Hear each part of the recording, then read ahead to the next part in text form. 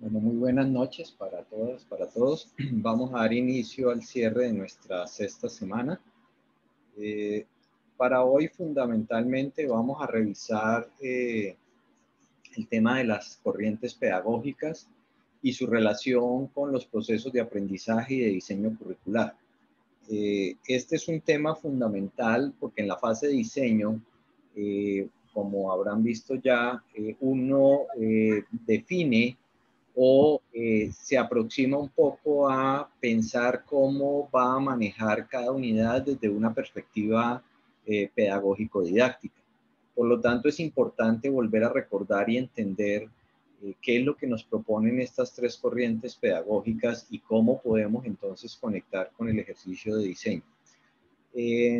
Para hacer entonces esta revisión, le voy a pedir a uno de los grupos que nos comparta el cuadro síntesis que elaboró a partir de las 4 preguntas claves que hay allí, con referencia a los 3 grandes paradigmas que hoy tienen vigencia o siguen vigencia en el contexto educativo.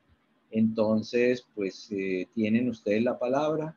Si me dicen quién quiere proyectar, pues yo le doy permiso como coanfitrión para que lo pueda hacer. Entonces, ¿algún grupo se postula o se propone para presentarlo?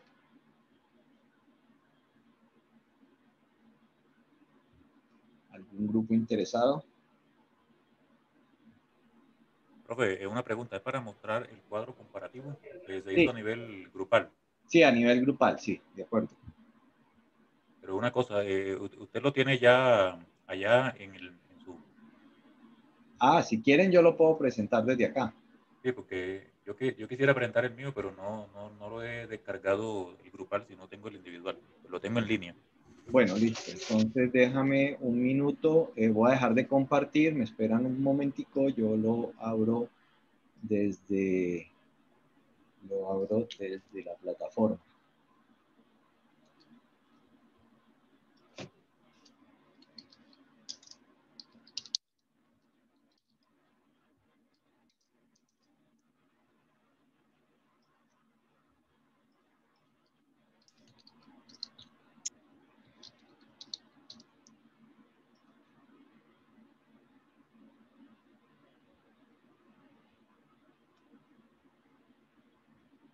Bueno, entonces tareas.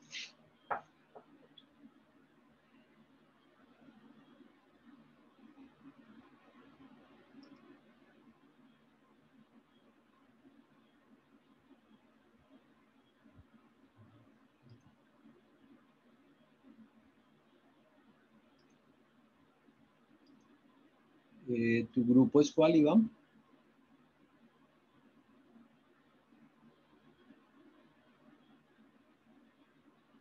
Iván, ¿me recuerdas tu grupo, por Sí, favor? el grupo número 4, perdón, que era el que respondí, pero no tenía el micrófono activado. Ya, no, grupo número 4, profesor.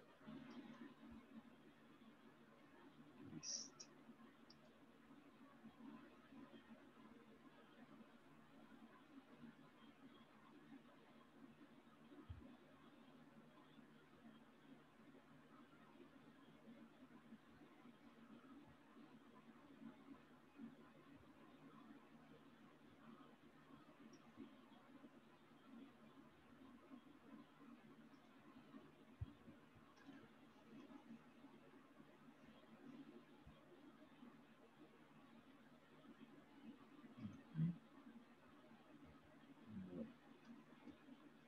Entonces vamos a compartir.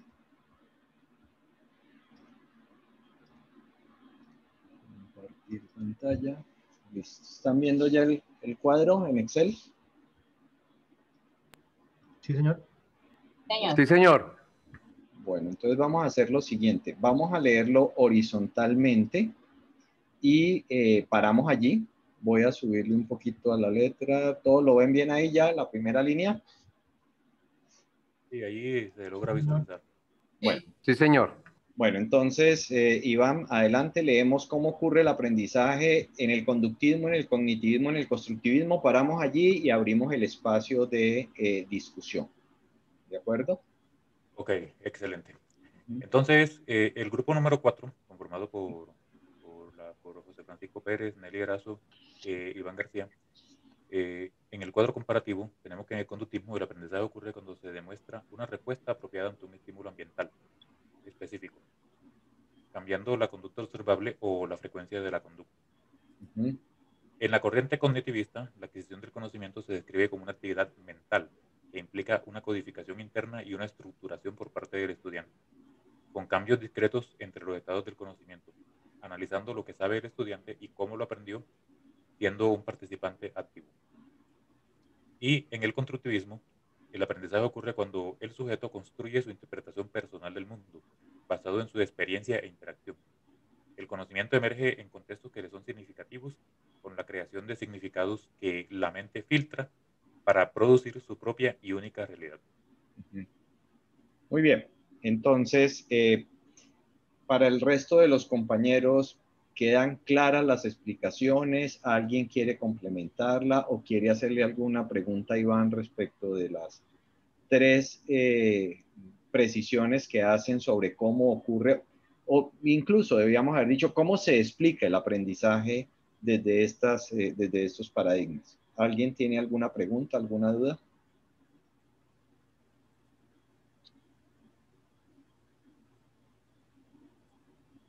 No, yo creo que está claro.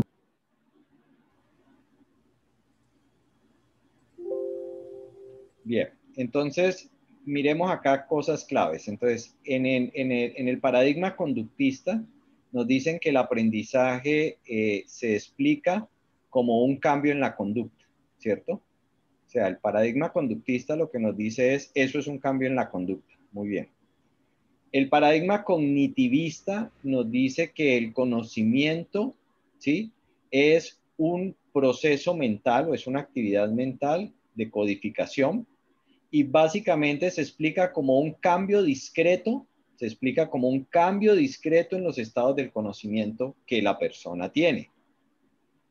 Y en el paradigma constructivista, el aprendizaje ocurre como un proceso de interpretación del mundo a partir de la experiencia y la interacción. O sea que el conocimiento emerge y es significativo para esa persona, haciendo también un cambio en los estados de conocimiento que la persona tiene, pero con algo muy importante que nos dice aquí Iván, que la mente filtra para producir su interpretación de ese mundo. Igual hay un cambio en los estados de conocimiento de la persona, pero hay una mediación de la mente. ¿Es clara la diferencia entre el cognitivismo y el constructivismo?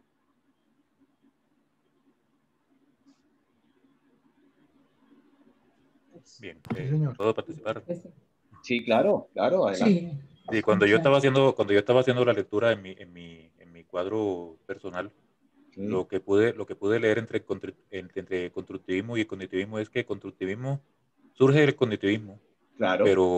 pero el constructivismo tiene algo y es que alguna diferencia con el cognitivismo y es que el constructivismo básicamente afirma que nosotros no vemos el mundo como es, sino como nosotros somos. Que el estudiante también, en el estudiante también ocurre eso, que no ve el mundo como es, sino como uno es personalmente, no como el mundo es en realidad. Entonces, Exacto. por eso, mientras en el cognitivismo y el conductismo el mundo es externo, aquí en el conductivismo el mundo es interno del propio estudiante. Por eso fue una lectura o una conclusión que yo pude deducir de ello, pude inferir, pues, y puedo utilizar el término inferir. Eso es lo que pude inferir haciendo una lectura y una comparación de esas tres corrientes pedagógicas. Okay. Entonces, por eso, con lo que nos dice Iván, si yo les digo, bueno, entonces las teorías conductistas y cognitivistas son objetivistas, mientras que el constructivismo es subjetivista. ¿Sí es claro por qué? Sí. No, no mucho. ¿No mucho? Gracias. Porque en estas dos corrientes, la realidad es un objeto externo que yo apropio y meto a mi cabeza, simplemente. Y entonces, desde esa perspectiva, tanto el conductismo como el cognitivismo nos dan a nosotros la idea de que todo el mundo aprende más o menos lo mismo. Es decir, que el aprendizaje es muy igual y no hay diferencias sustanciales de un aprendiz al otro. Mientras que el constructivismo, como nos decía Iván, no. Miren que la mente me permite a mí construir una interpretación de esa realidad y aprender, pero lo que yo aprendo puede ser bastante diferente de lo que aprende un compañero en el mismo salón de clase. ¿Por qué? Por la experiencia, por la interacción, por los significados. Hagan esta construcción, imagínense lo siguiente para que se den cuenta. Pongan en un salón de clase un estudiante, ¿sí? Que por azares de la vida nació en un estrato muy alto y ha tenido toda la oportunidad de conocer el mundo, viajar desde que tenía muy pocos años, ¿sí? Y pongan en ese mismo salón un niño que no ha tenido oportunidad de salir casi que ni del barrio donde ha vivido, y empiecen a tratar de mostrarle al estudiante lo que significa el desarrollo o lo que significa la construcción religiosa que puede tener una persona, o las culturas y las costumbres de las personas respecto de la manera como se come, o lo que se come y cuándo se come. ¿Cuál cree ustedes que va a ser la interpretación que hace el niño que viene de un estrato alto? ¿Y qué va a aprender? Y ahora pregúntense, ¿qué va a aprender el niño que no ha salido de su comuna? ¿Van a aprender lo mismo? ¿Va a poder interpretar lo mismo? No, profe, porque también influye la experiencia de cada uno de los niños. Claro, es que la experiencia juega un papel muy importante en que eso que le está diciendo el maestro, le está mostrando, le haga sentido, le sea significativo. Para aquel que ha viajado y le hablan de comidas raras, pues pueden ser significativas porque tuvo oportunidad de verlas. Para aquel que no ha viajado, eso le suena a raro y a extraño, ¿cómo así que hacen esto y comen esto? No, o sea, al final para él eso no tiene ningún sentido. Entonces, el constructivismo lo que nos dice es mucho cuidado, que no todos aprendemos lo mismo. La experiencia que tengamos y las interacciones que hayamos tenido con el contexto nos van a filtrar, nos van a ayudar a filtrar lo que vemos de esa realidad y lo que vamos a aprender de esa realidad. Entonces, en ese sentido se dice que es subjetivo. O sea, cada sujeto construye su propio significado, su propia interpretación del mundo de acuerdo a su experiencia.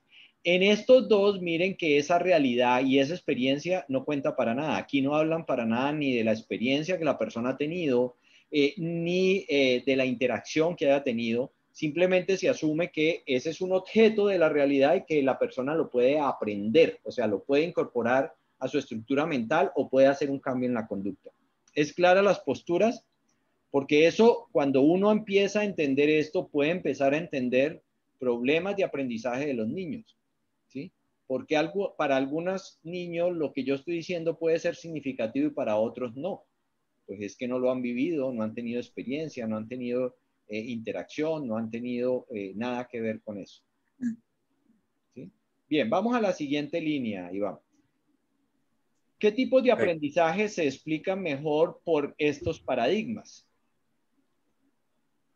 Bien, entonces en la parte del conductismo, los aprendizajes que se explican mejor son la formación de hábitos con práctica periódica donde el estudiante está listo para responder.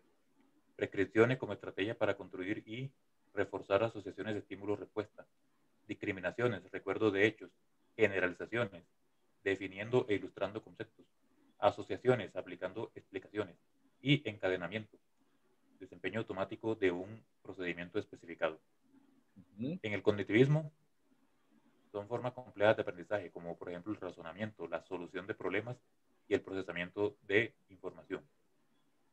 En el constructivismo, el conocimiento de tipo avanzado, donde el estudiante tenga el poder conceptual para enfrentar problemas complejos y poco estudiados, donde los prejuicios o malas interpretaciones iniciales pueden ser descubiertos, negociados y modificados o eliminados de ser necesario.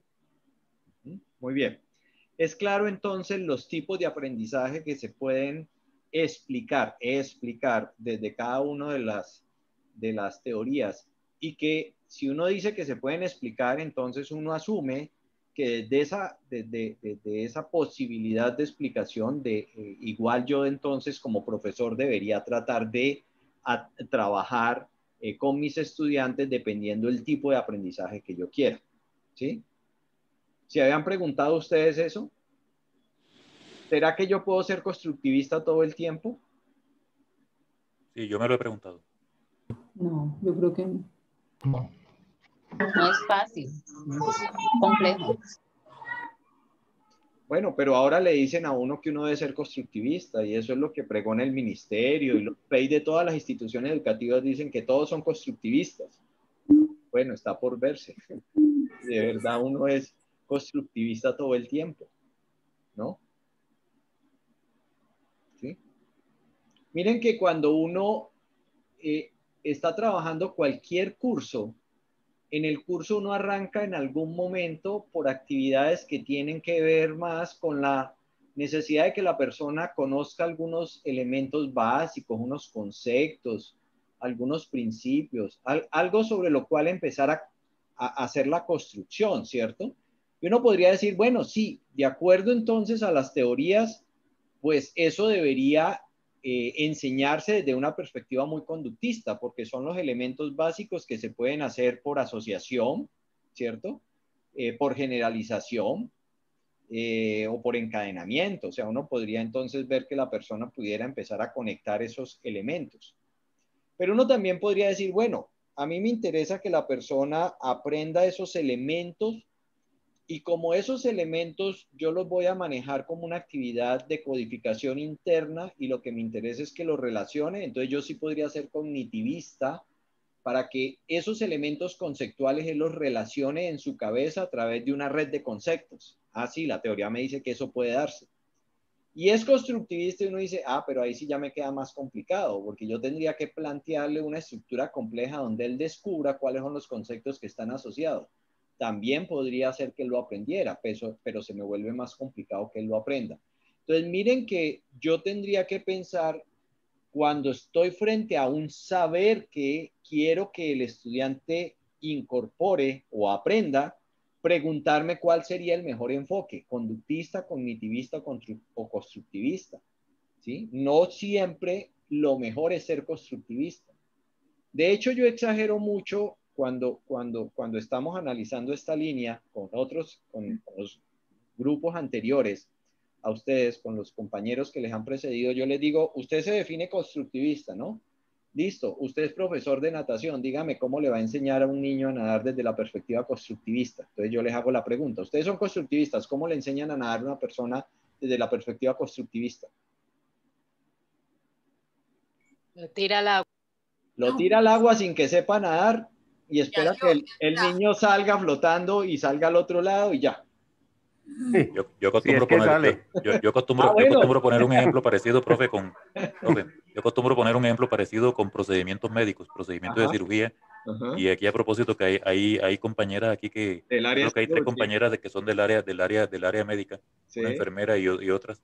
sí. Siempre que cuestiono el constructivismo pregunto eso, ¿cómo enseño un procedimiento médico o un procedimiento quirúrgico desde el constructivismo? Eso necesariamente tiene que ser conductista. Claro, desde el Que lo digan las constructivismo. compañeras que trabajan en el área de la salud. Claro. Entonces, tú acabas de mencionar algo que es clave y que incluso aquí, por ejemplo, las personas que trabajan con habilidades manuales o con cosas manuales, Adriana nos podría ayudar un poco allí.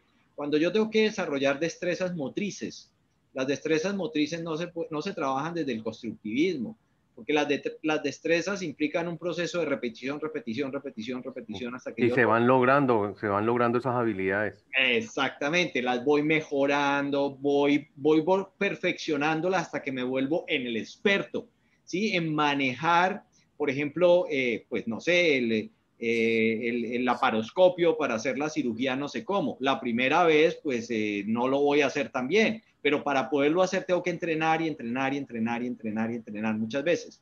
Pero uno puede poner un contraejemplo a lo que Iván estaba preguntando para el área de la salud.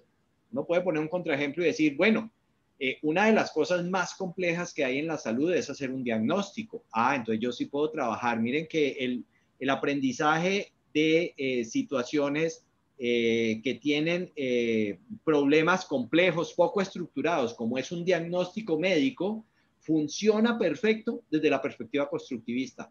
Otra cosa es el desarrollo de las habilidades para hacer intervención, o sea, ya para hacer un procedimiento, para hacer una cirugía, o incluso algo más sencillo como poner un yeso, no sé, o poner una sonda. Esas cosas hay que practicarlas porque son destrezas que hay que desarrollar. Pero el saber hacer un diagnóstico médico es una cosa muy compleja, entonces se podría trabajar muy bien desde el constructivismo. Andrés, ¿nos quiere decir algo?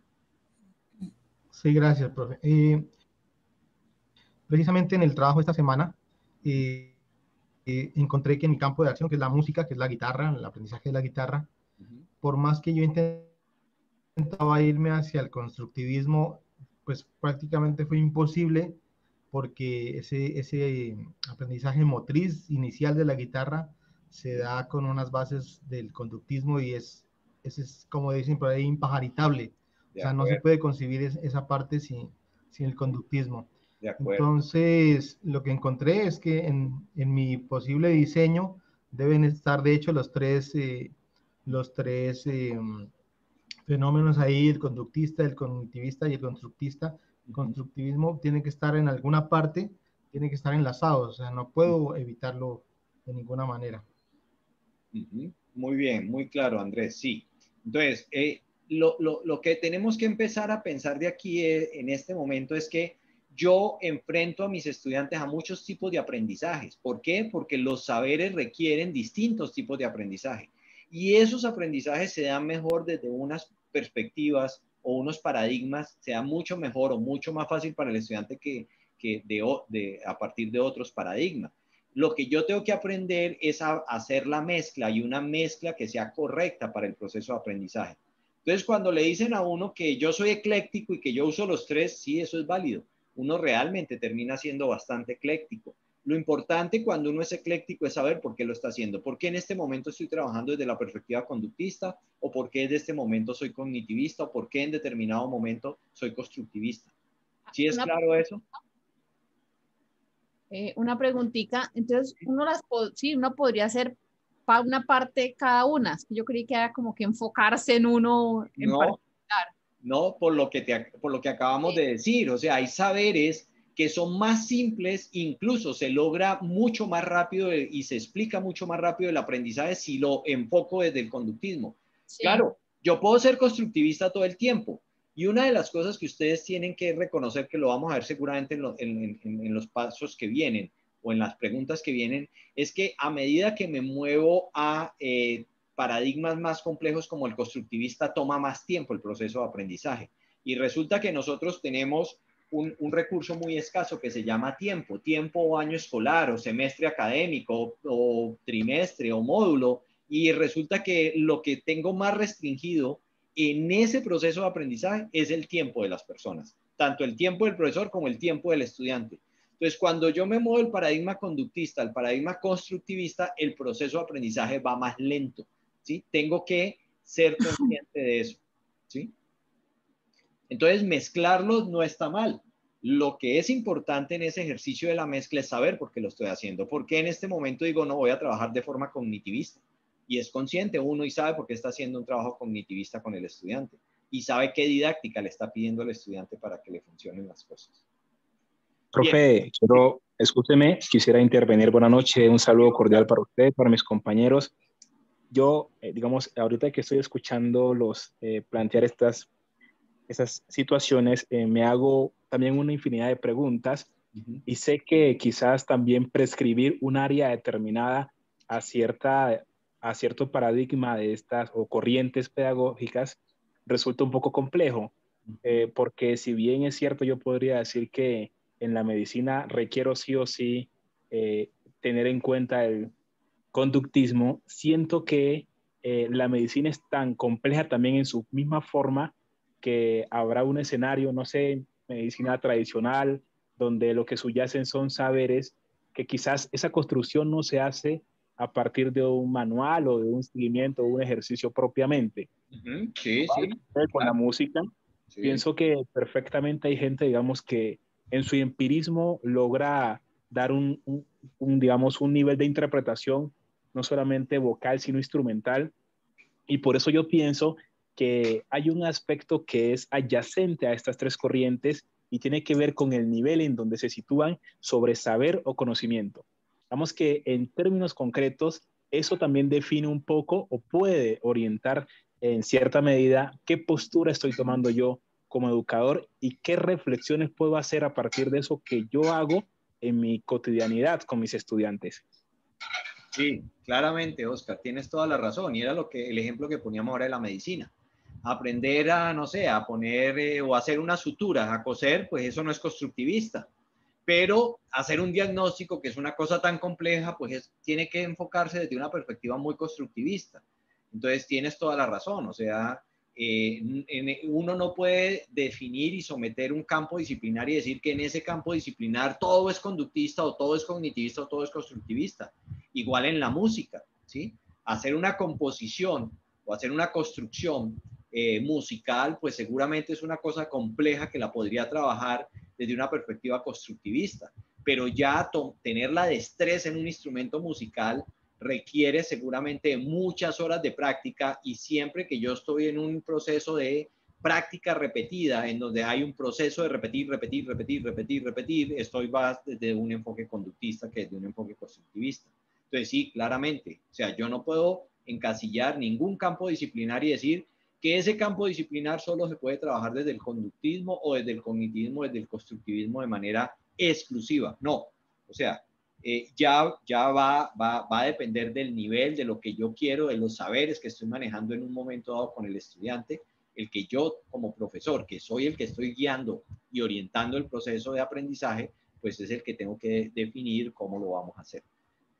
Bien, entonces, siguiendo con entendiendo esto, entonces ya uno puede ir a la siguiente pregunta. Y la siguiente pregunta lo que nos está diciendo es, ahora veamos cuáles son los principios, y permítame, yo escondo estas líneas para que... ¿Cuáles son los principios que tienen el conductismo, el cognitivismo y el constructivismo que pueden ser aplicables a la teoría de diseño curricular? Entonces, Iván, tienes la palabra nuevamente. Muy bien, entonces hago lectura del trabajo grupal y es: en el conductismo, entre los principios específicos directamente pertinentes al diseño de instrucción se incluyen los siguientes. Un énfasis en producir resultados observables y mensurables en los estudiantes, objetivos de conducta, análisis de tareas, evaluación basada en criterios. Otro principio: evaluación previa de los estudiantes para determinar dónde debe comenzar la instrucción, análisis del estudiante. Un tercer principio es el del énfasis en el dominio de los primeros pasos antes de progresar a niveles más complejos de desempeño, secuencia de la presentación, aprendizaje para el dominio. Un cuarto principio es el uso de refuerzos para impactar al desempeño, premios tangibles, retroalimentación informativa. Y un último principio es el uso de pistas o indicios, llamados en la lectura QES, modelaje y práctica para asegurar una fuerte asociación estímulo-respuesta, secuencia de la práctica desde lo simple a lo complejo, uso de provocadores o prompts. En el cognitivismo tenemos los siguientes principios aplicados al diseño curricular. Un primer principio es el énfasis en la participación activa del estudiante en el proceso de aprendizaje, autocontrol, entrenamiento metacognitivo, por ejemplo, técnicas de autoplanificación, monitoreo y revisión. Un segundo principio es el uso de análisis jerárquico para identificar e ilustrar relaciones de prerequisito, es decir, procedimientos de análisis de tareas cognitivas. Un tercer principio aplicable al diseño es el énfasis en la estructuración, organización y secuencia de la información para facilitar su óptimo procesamiento. Se usan estrategias cognitivas como la esquematización, resumen, síntesis y organizadores avanzados. Y un último principio que se utiliza es la creación de ambientes de aprendizaje que permitan y estimulen a los estudiantes a hacer conexiones con material previamente aprendido, evocación de prerequisitos, uso de ejemplos pertinentes, analogías. Pasando a la parte del constructivismo, los principios aplicables al diseño curricular son los siguientes. Un énfasis en la identificación del contexto en el cual las habilidades serán aprendidas y subsecuentemente aplicadas, aprendizaje basado en contextos significativos. Un segundo principio tiene que ver con el énfasis en el control por parte del estudiante y en la capacidad para que el mismo del mismo para manipular la información, utilizar activamente lo que se aprende. Un tercer principio tiene que ver con la necesidad de que la información se presente en una amplia variedad de formas, volver sobre el contenido en distintos momentos, en contextos reestructurados, para propósitos diferentes y desde diferentes perspectivas conceptuales. Otro principio es el de apoyar el uso de las habilidades de solución de problemas que permitan al estudiante ir más allá de la información presentada. Esto es el desarrollo de habilidades de reconocimiento de patrones, presentación de formas alternas de presentar problemas. Y un último principio aplicado al diseño curricular tiene que ver con la evaluación enfocada hacia la transferencia de conocimiento y habilidades, es decir, presentación de problemas y situaciones novedosas que difieran de las condiciones de la instrucción inicial. Bien, aquí entonces está la propuesta de algunos principios, vamos a llamarlo algunos porque pues, o sea, el ejercicio no es exhaustivo, hubiéramos tenido que leer muchos materiales para hacer la síntesis, pero aquí hay uno de los principios más importantes, ¿de acuerdo?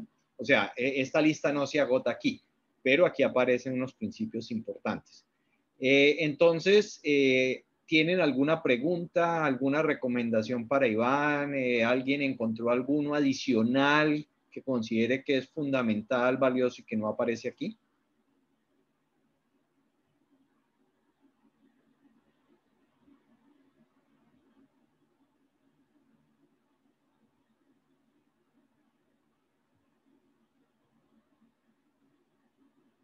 ¿Para todos quedaron claros estos principios? Señor. Sí. Bueno, ¿ustedes saben qué es el uso de pistas o indicios?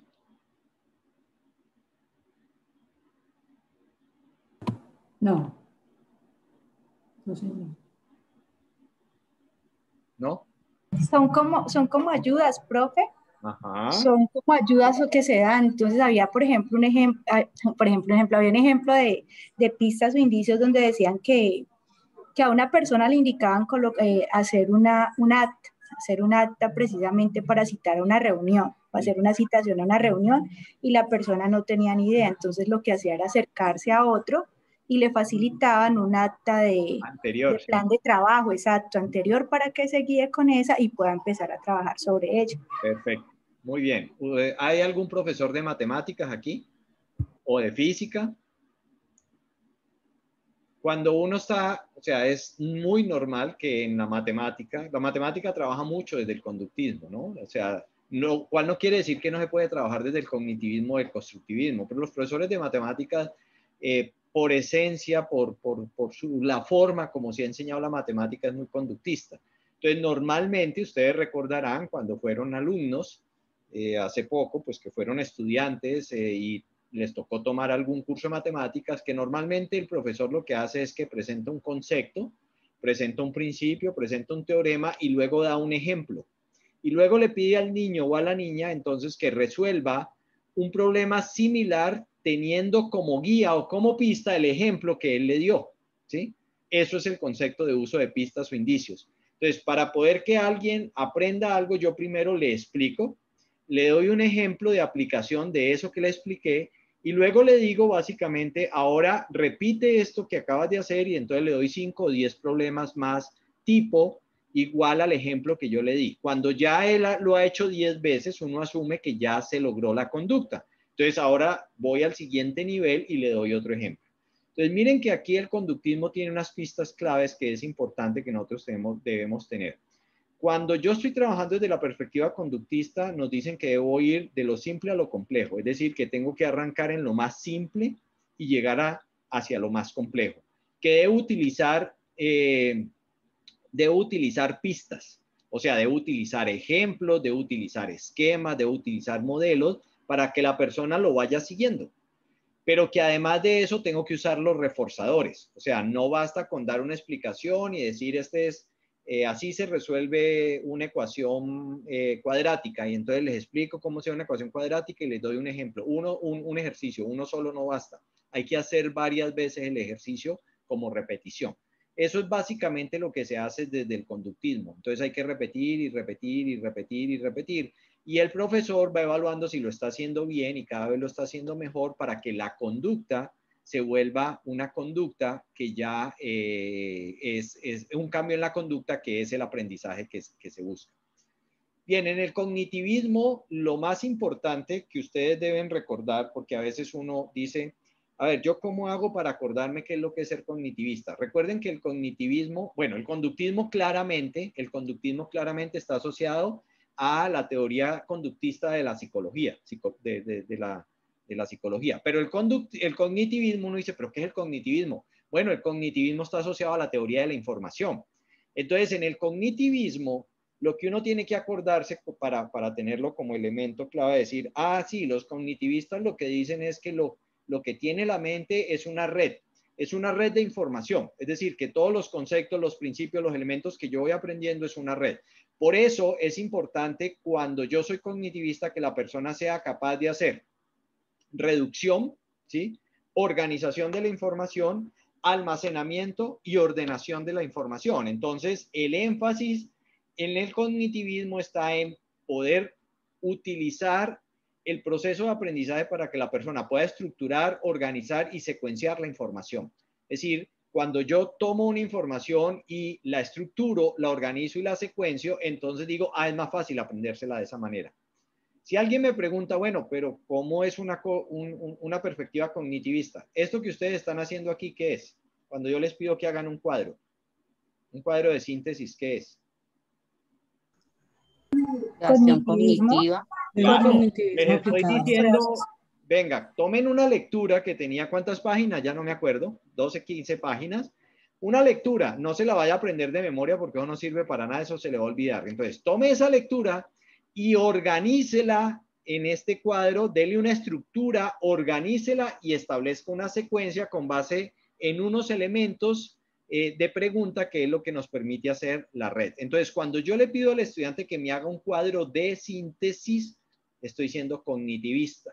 Cuando yo le digo al estudiante, mira, ya está la lectura y hazme un diagrama, ¿sí? Un mapa conceptual o un mapa mental o un mentefacto, ¿sí? O un diagrama en B, cualquier diagrama, donde yo le estoy pidiendo que tome ese documento y lo vuelva unas frases como esta, es decir, coge de allá y haga una extracción de los elementos claves que usted necesita, organícelos de alguna manera, ¿cierto? Dele un orden y luego trate de establecer relaciones entre esos elementos. Estoy siendo cognitivista, es decir, esa es la perspectiva cognitivista y ese es un principio fundamental que nos deja el cognitivismo para el proceso de diseño curricular y de aprendizaje.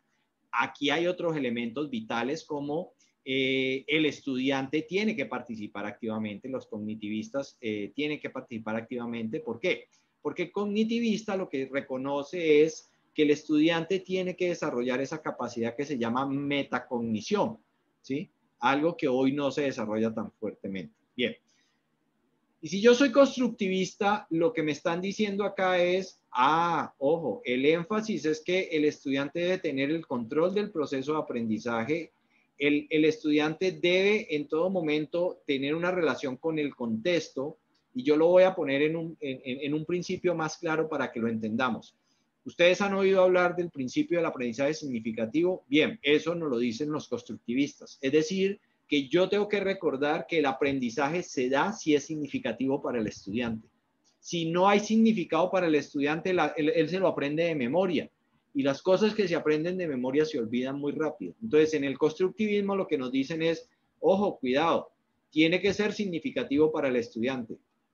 Y hay otro principio que no está aquí, que es fundamental, que es el de Vygotsky, y es el aprendizaje tiene que estar en la zona de desarrollo próximo del estudiante. ¿Eso qué quiere decir? Que no todos los aprendizajes los puede lograr el estudiante si ese aprendizaje está por fuera de su zona de desarrollo próximo, ¿sí? Entonces, si yo les dijera a ustedes, por ejemplo, vamos a aprender aquí a utilizar, para que entendamos lo que es la zona de desarrollo próximo. Yo sé que aquí hay algunas personas del área de tecnología, pero no todos son del área de tecnología. Si yo les dijera a ustedes, vamos a aprender a desarrollar y a diseñar nuestro currículo y lo vamos a montar en una plataforma LMS, yo estoy seguro, y eso es lo que vamos a hacer, vamos a aprender a usar la plataforma LMS y eso está relativamente cerca de su zona de desarrollo próximo. Pero si yo les dijera, no existen las plataformas LMS y ustedes van a tener que construir un software para poder hacer visible su programa a los estudiantes. Ustedes tienen que hacer un programa de software para hacer eso, pues eso no está en la zona de desarrollo próximo de la mayoría de ustedes porque no son capaces de desarrollar software. Son capaces de utilizar plataformas, pero no desarrollar software, salvo que acá tengamos profesores que son del área de informática y sepan programar. ¿Sí es claro eso? Entonces, son dos principios fundamentales que tiene el constructivismo que no puedo olvidar. Aprendizajes significativos, zona de desarrollo próximo, y el último que está acá es la habilidad y la capacidad de solución de problemas. El constructivismo está basado en que nosotros como personas siempre estamos tratando de resolver y solucionar problemas. Entonces me amarro de ese principio de solución de problemas. Y lo que hago es explotar la capacidad que tienen todas las personas para buscar una solución al problema. Y desde esa perspectiva, desde ese principio, trabajo la mayoría de mis diseños curriculares. Es decir, le planteo al estudiante problemas, retos, siempre lo estoy retando, le estoy planteando un problema para poder manejar. Ahora, ese problema tiene que estar en su zona de desarrollo próximo y serle significativo, porque si no tampoco se da. Es claro entonces estos principios y cómo inciden en el desarrollo del diseño curricular. No sé si alguna vez se habían preguntado por eso o habían hecho esta reflexión cuando habían estudiado estos principios de cada una de estas conductas. Pero aquí lo importante es entender que estos principios nos dan pistas, nos permiten a nosotros aproximarnos al ejercicio de diseño curricular. Bien, vamos a la última, Iván.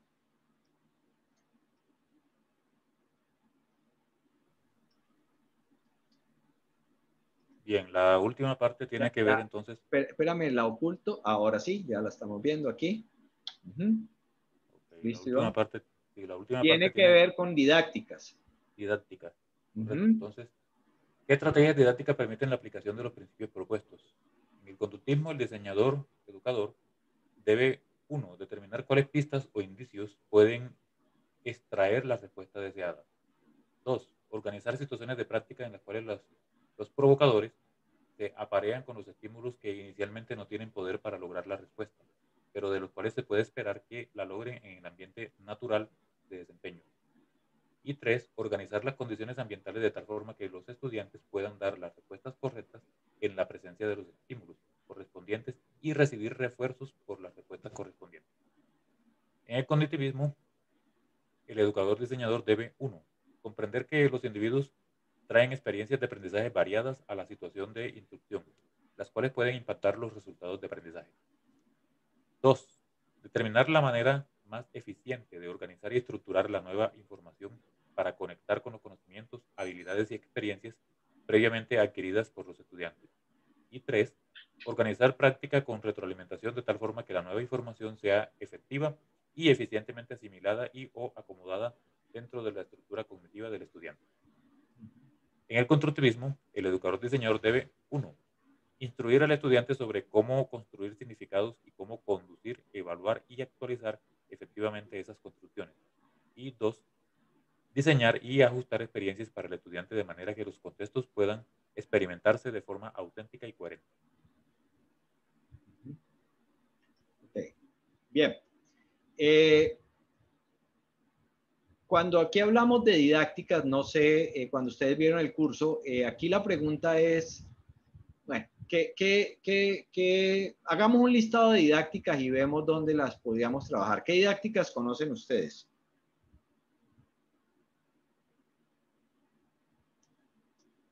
A ver, yo les ayudo, yo pongo la más fácil.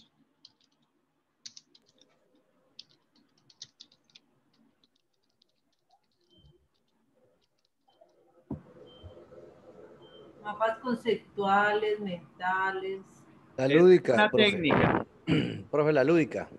Pero la lúdica, ¿como qué? El juego. Juego. Sí, señor, sí. Bueno, entonces voy a ponerlas acá y después vemos dónde las ponemos. ¿Qué otra conocen? ¿Clase invertida? ¿Invertida es que se llama? Pero bueno, pongámoslo aquí, clase invertida. ¿Qué otra? ¿No vieron más? Análisis de problemas. Análisis de problemas. Estudio de casos. Estudio de casos. Estudio de casos. ¿Qué otra? Aprendizaje por indagación. ¿Saben cuál es ese? Aprendizaje por proyectos. Aprendizaje por proyectos. Gamificación. Sí. Entonces, Gamificación. Ok, un momentico. Por proyectos. Caramba. Gamificación sería juego, ¿no? Sí, voy a ponerlo allá. Sí, por gamificación. Voy a poner juegos, raya gamificación. ¿Sí? Sí. Las exposiciones. La exposición de los estudiantes, exposiciones del estudiante, el debate, el juego de roles. Proyectos creativos, proyectos de creación. Bueno, aprendizaje por proyectos que pueden ser de distintos tipos, ¿no? O sea, aquí pueden ser de creación,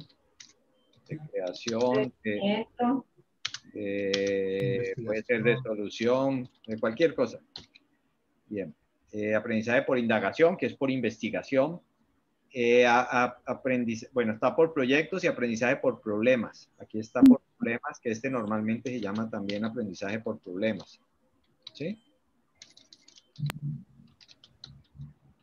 Problemas.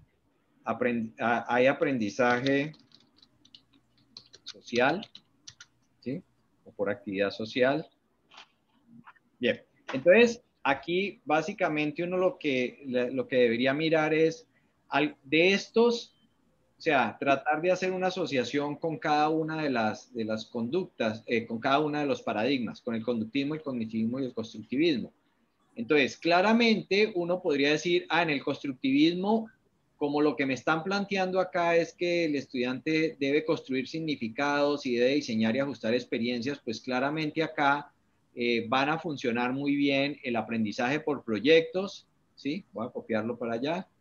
Aquí va a funcionar muy bien el aprendizaje por proyectos, va a funcionar muy bien el aprendizaje por problemas, sobre todo por problemas complejos, ¿no?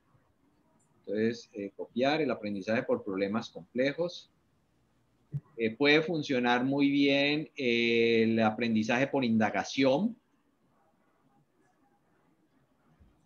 ¿sí? Y puede funcionar posiblemente... El estudio de caso, profe.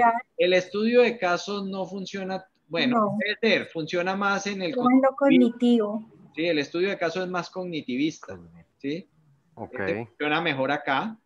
Aquí también funciona, en este funciona la gamificación, los juegos también, los simuladores. ¿El juego de roles? El juego de roles también funciona acá, el juego de roles, ¿sí? Copiar, listo. Entonces, miren que acá ya uno empieza a decir, bueno, yo ya estoy diseñando mi unidad. Acá, por ejemplo, bueno, la clase invertida, realmente uno puede hacer clase invertida con casos, con problemas. Entonces, la clase invertida funciona bien aquí, y funciona bien acá también, ¿no? Aquí también funciona bien la clase invertida. Claramente la exposición magistral funciona muy bien aquí. Realmente en el fondo la exposición magistral funciona muy bien aquí. La otra que funciona muy bien aquí es el aprendizaje con base en algoritmos. ¿Saben cuál es ese? No. Sí, todo lo que tiene que ver en rutinas, en pasos para llegar a una solución. Condicionales. Todo lo que hacen los matemáticos es enseñar algoritmos. Programación. Sí, mayor que condicionamiento. Todo lo que hacen los matemáticos es puros algoritmos. La programación yo la puedo manejar o aquí, o aquí, o acá. Yo puedo decirle a un estudiante, venga, vamos a aprender a manejar cualquier lenguaje. Vamos a aprender a manejar Python. Y le doy un problema y él tiene que ir a buscar cómo se programa en Python, cómo se configura, desde cómo se monta el computador hasta que me resuelve el problema. Entonces yo lo trabajo desde el constructivismo, la programación. Entonces, lo importante acá, bueno, aquí funciona muy bien el debate funciona muy bien acá. ¿Sí? Oye, ¿el portafolio digital en cuál letra entraría? Perdón. ¿Cómo? Pregunto. ¿El portafolio digital? No, ¿cuál el portafolio es una estrategia de evaluación más que de aprendizaje. Es la manera, porque con cualquiera de estos, por ejemplo, en solución de problemas, tú puedes decirle a la persona, ven, vamos a hacer un portafolio digital donde me vas dejando constancia de cómo estás enfrentando la solución del problema y vas ahí dejando todo lo que estás haciendo, ¿sí? Entonces, más de evaluación que de aprendizaje. Pero bueno, se podría poner aquí o aquí, el portafolio se puede poner en todas, ¿sí? Entonces, es claro que es importante que hagan este ejercicio de ver cuáles son las didácticas, porque cuando uno ya se enfrenta a mirar el módulo 3 del curso que estoy haciendo, la unidad 3, yo puedo decir, bueno, la primera unidad voy a usar exposición magistral, pero luego voy a usar un estudio de casos. O sea, después de que ya hago la exposición magistral, trabajo con el estudio de casos. Entonces, miren que yo puedo combinar estos dos. O el profesor puede hacer una exposición magistral y luego le voy a pedir que haga un análisis del problema y le pongo un problema complejo. ¿Sí es claro? Yo tengo que saber cuáles son las didácticas que estoy utilizando y que estoy combinando, pero las estoy combinando porque me permiten lograr el aprendizaje que yo quiero, ¿sí? Entonces, por eso es importante saber cuáles son las didácticas más utilizadas hoy y yo por qué las estoy utilizando, pero ya, si ustedes ven, pues obviamente, pues tengo que conocer cómo funciona ya cada una de estas didácticas de manera específica para que de verdad sea constructivista, porque igual yo puedo hacer análisis de problemas acá, yo también podría tener análisis de problemas acá, y lo que yo tendría que saber es cuál es la diferencia de análisis de problemas desde la perspectiva cognitivista al análisis de problemas desde la perspectiva constructivista. Tendría que saber manejar la diferencia de esas dos, de esa didáctica, dependiendo del enfoque que le estoy dando. ¿Claro o no? Bueno, sobre eso vamos a seguir profundizando cuando estemos haciendo los diseños de unidades, ¿no? Profe, yo tengo una preguntita. Sí, claro. Sí, adelante. Le damos la palabra a Adriana y luego a Oscar. ¿Les parece? No, Jimena. Jimena. Es que no alcancé a ver el micrófono. Tranquilo. ¿Sí? Es que aquí la herramienta, yo veo el micrófono cuando alguien habla, pero no alcanzo a ver. Sí, tranquilo, está bien. Una inquietud. Aquí yo veo algunos modelos inductivos. Sí. Sobre todo los últimos son inductivos, ¿sí? Exacto. Entonces yo la inquietud que me asalta en este momento es que todos estos modelos inductivos, por no decir, sí, casi todos, pueden aplicar muy bien dentro de este modelo constructivista. Sí. Quedan como mucho, es como mucho más aplicable este tipo de enseñanza con estos modelos. Tienes toda la razón. O sea, el constructivismo está muy asociado a los modelos inductivos, porque el modelo inductivo primero requiere, ya lo ocultó después, perdón. Bueno, lo digo. El modelo inductivo requiere una participación muy activa del estudiante y es desde el constructivismo donde el estudiante tiene más control sobre su proceso de aprendizaje.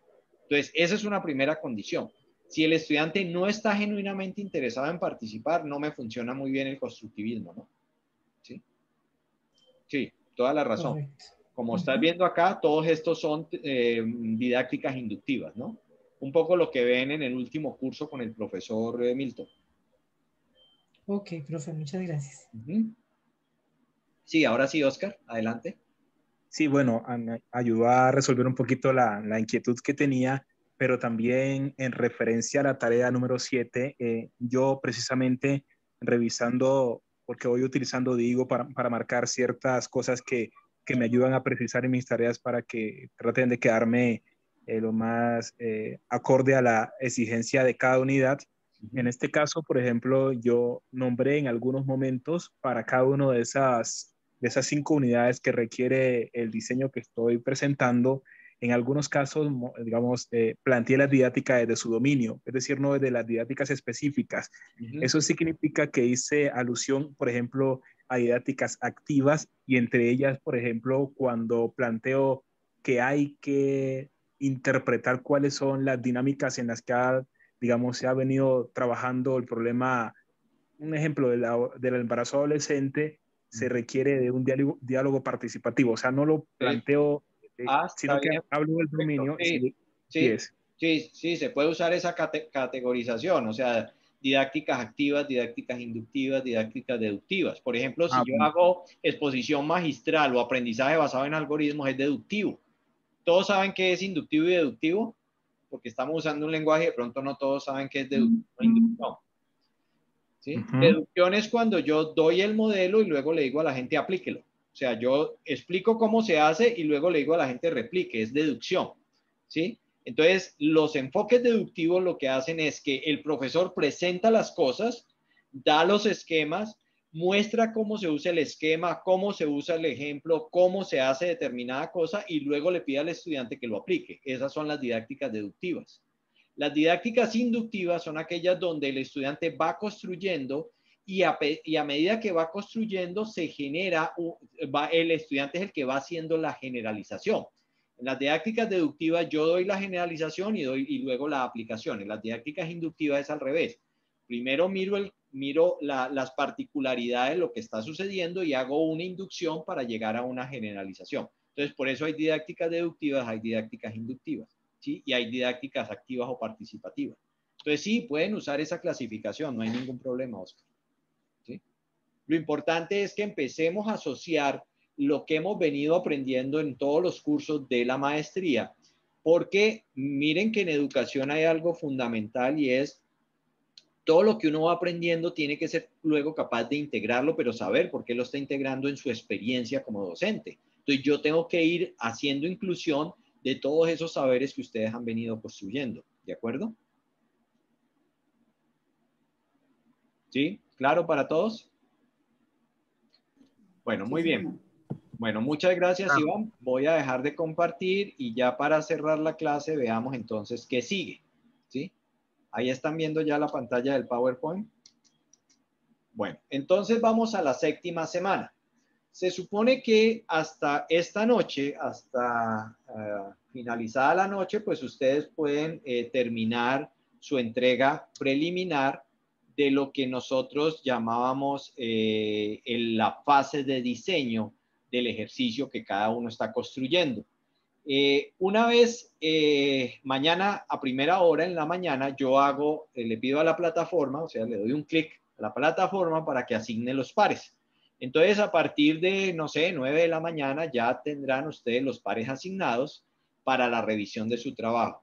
Aquí vuelvo a insistir, es muy importante que tengamos un trabajo muy colaborativo. ¿Por qué? Porque cada uno de ustedes va a estar esperando la retroalimentación de su compañero para poder de esa manera mejorar el trabajo que viene para esta semana. ¿Qué es lo que se debe hacer en esta semana? Pues simplemente revisar el documento que ya yo hice a partir de la retroalimentación que me dio el par. Por eso se esperaría que la retroalimentación, el trabajo de retroalimentación se dé entre sábado y domingo, de tal manera que ustedes tengan lunes, martes, miércoles, ojalá pudieran tener el mismo domingo si la retroalimentación es muy rápida, para hacer los ajustes del caso. Una vez que tengan ya revisado su trabajo, ese trabajo lo deben entregar en la plataforma Canvas, pero adicionalmente yo les pido un video. ¿Y por qué hago un video? ¿Por qué les pido un video? Porque es la manera como podemos tener la oportunidad de ver 2 o 3 de las presentaciones de los compañeros en la reunión que tendremos dentro de 8 días para poder revisar y aprender de ese trabajo que hicieron los compañeros. Entonces yo les pido un video, no porque el video sea importante como aprendizaje, sino que el video es más un medio para poder agilizar la presentación de lo que ustedes están trabajando y están diseñando. El video, la idea es que suban el video, pues si es muy pesado, lo pueden dejar en el Drive o el video lo pueden subir a YouTube y simplemente en el documento referencian o cuando hacen la entrega referencian la dirección del video. Ahora, si quieren, la plataforma también les deja subir el video, pero si no quieren subir el video, sino simplemente referenciarlo a algún sitio donde lo almacenan, está bien. Entonces, dentro de 8 días, revisaremos ese ejercicio de diseño.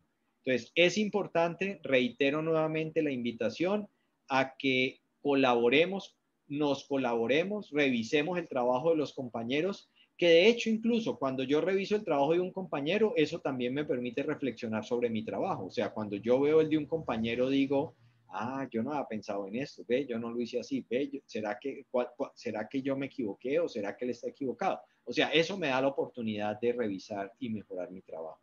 Entonces, ese es el trabajo que nos espera en esta semana. Yo espero que quien no ha podido entregar su trabajo, pues trate de entregarlo hoy hasta, hay espacio hasta entrega de la medianoche. Yo mañana en la mañana, a primera hora, pues asigno los pares para que ustedes ya puedan entrar a revisar quiénes son sus pares.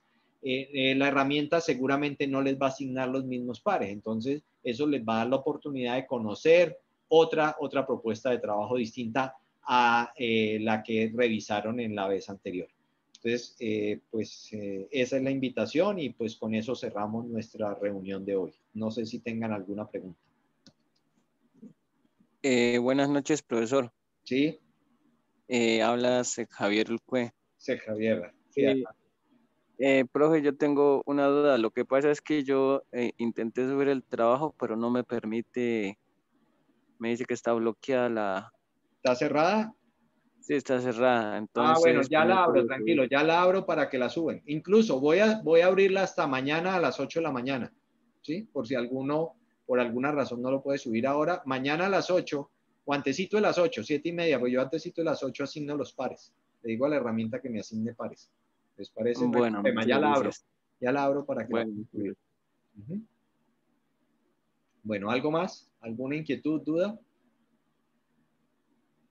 Bueno, pues muy bien, pues muchas gracias y que tengan una muy buena noche. Igualmente. Gracias a usted, Gracias. Gracias, compañeros. Buenas Muchas gracias, profesor y compañeros, por abrirnos bien. Descansen. Hasta luego. Gracias. Buenas noches.